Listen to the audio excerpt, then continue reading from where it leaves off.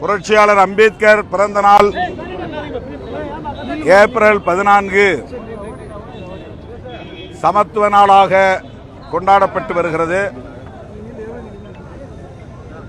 கடந்த 2020ஆம் ஆண்டிலிருந்து விடுதலை சிறுத்தைகள் கட்சி இந்த நாளை அனைத்துலக சமத்துவ நாள் என்று அறிவித்து சாதியை ஒழித்து சமத்துவம் படைப்போம் என உறுதிமொழி ஏற்று வருகிறோம். கடந்த 2022ஆம் ஆண்டிலிருந்து தமிழ்நாடு அரசு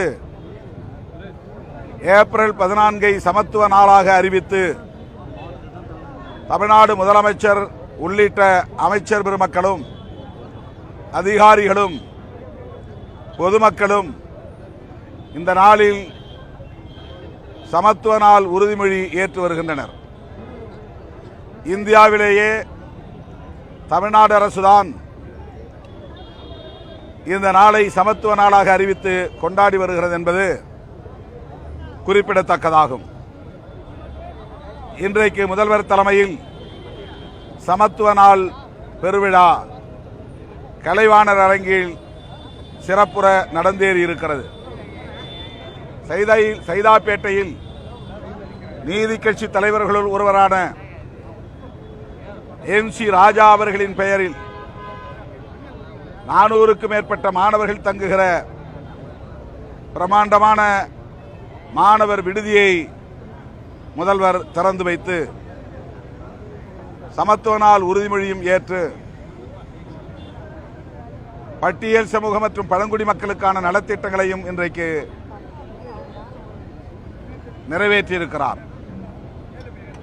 அந்த வகையில் முதல்வர் அவர்களுக்கு விடுதலை சிறுத்தைகள் கட்சியின் சார்பில் எமது பாராட்டுகளையும் நன்றியையும் உரித்தாக்குகிறோம்.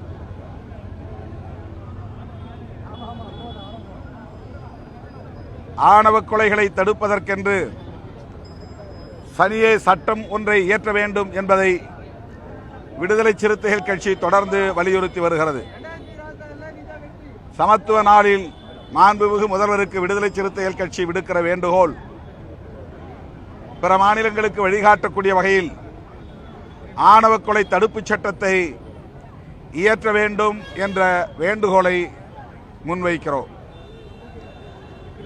இன்றைக்கு நடைபெற்ற சமத்துவ நாள் விழாவில் புரட்சியாளர் அம்பேத்கரின் பெயரன் திரு பிரகாஷ் அம்பேத்கர் அவர்களும் இந்த கோரிக்கையை எழுப்பியிருக்கிறார் என்பது குறிப்பிடத்தக்கதாகும். ஆகவே பெரியார் அம்பேத்கர் கொள்கை வழியில் சமத்துவத்தை நிலைநாட்டுவதற்காக களமாடி வருகிற மாண்புமிகு முதல்வர் அவர்கள் இந்த கோரிக்கையை பரிசீலிக்க வேண்டும், இந்த சட்டத்தை இயற்றி பிற மாநிலங்களுக்கு வழிகாட்ட வேண்டும் என்று கேட்டுக்கொள்கிறேன்.